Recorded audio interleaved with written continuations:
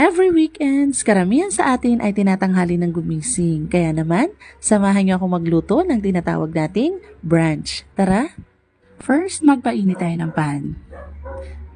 Buksan ang apoy, ilagay ang mantika. Siyempre, alam na nyo na rin yan kung kayo ay mga nagluluto at kayo ay taong kusina. Alam nyo naman, ito lang ang araw na makakapagpahinga tayo at makakahilata tayo ng mas mahabang oras. Yung tipong magigising ka na lang dahil pakiramdam mo may humahapdi sa iyong balat. Yung pala ay nasisikatan ka na ng araw. At ayan, naluto ko na ang mga hotdogs. This time ay pwede natin ilagay itong mga itlog. And wait lang natin until mag-golden brown. At habang niluluto ko nga ito, ay takam na akong kumain. At syempre, bida tayong mga Pinoy dyan dahil alam na alam natin ito ang perfect combination. Hotdog, itlog at tuyo.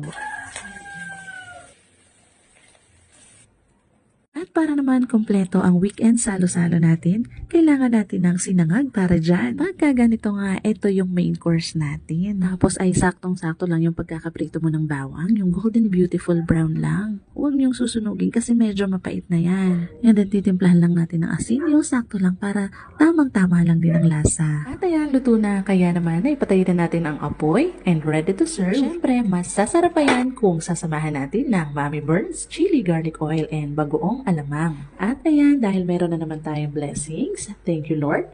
Thank you for watching. Follow for more. Bye!